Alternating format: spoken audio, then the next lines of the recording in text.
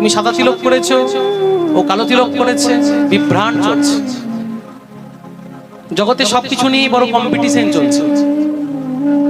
তিলক নিয়ে বিভ্রাট, গুরু নিয়ে বিভ্রাট, শাস্ত্র নিয়ে বিভ্রাট, ভগবত মতাদর্শ নিয়ে বিভ্রাট, ইষ্টদেব নিয়ে বিভ্রাট, জগতে প্রত্যেক সবকিছু নিয়ে বিভ্রাট চলছে। আরে বাবা, কালো তিলককে বলে রাধাকুণ্ডের রাজ, আর সাদা তিলককে বলে গোপীচন্দন।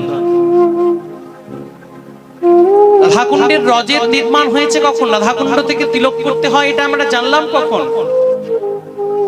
মহাপ্রভু যখন বৃন্দাবনে গেলেন, বৃন্দাবনে যাওয়ার পরে রাধাকুণ্ড শ্যামকুণ্ড চিহ্নিত করলেন, এটি রাধাকুণ্ড, এটি শ্যামকুণ্ড। এবং মহাপ্রভু সে রাধাকুণ্ডের রজ নিয়ে মস্তকে তিলক করলেন। সেখান থেকে রাধাকুণ্ড রজের তিলকের নিষ্পত্তি হয়েছে। আচ্ছা বলুন তো, মহাপ্রভু রাধাকুণ্ডে যাবার পূর্বে, রাধাকুণ্ডের রজের তিলক করার পূর্বে কি তারা তিলক করতেন না? মহাপ্রভু অদ্বৈত গদাধর শ্রীবাস তিলক করতেন না? কিসে করতেন? বলুন। গোপীচন্দনে করতেন।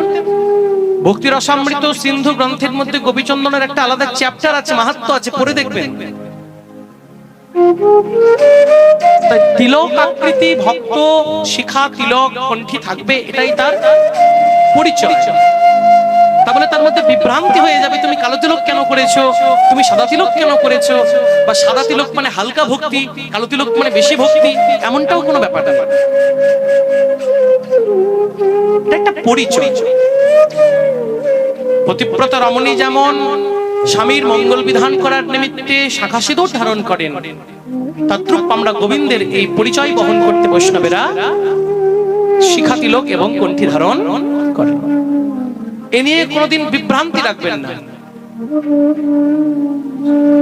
রাধারানী কেন তিলক করেন না, এ নিয়ে বিভ্রান্ত চলছে মহারাজ।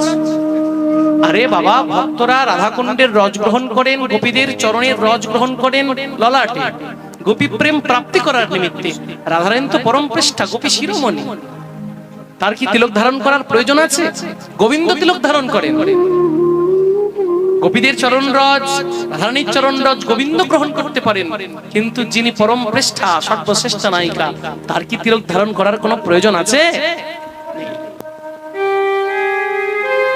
এ নিয়ে কোনো বিভ্রান্তি কোনোদিন রাখবেন না। তিলক সেবা দাদু সঙ্গে বৈষ্ণবের পরম কর্তব্য, কণ্ঠী শিখা বৈষ্ণবের আদি কর্তব্য। ভগবত ভক্তি যাজন করুন। গুরুদেব যে তিলক রচনা করে দিয়েছেন, যাকে যেমন তেমন তিলক রচনা করুন।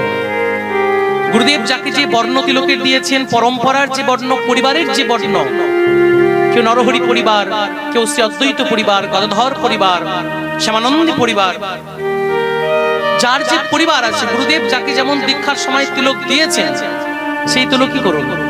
নিজে যেমন অপরকে তিলক নিয়ে বিভ্রান্তিতে ফেলবেন না, নিজেও অপরের তিলক দেখে বিভ্রান্ত হবে।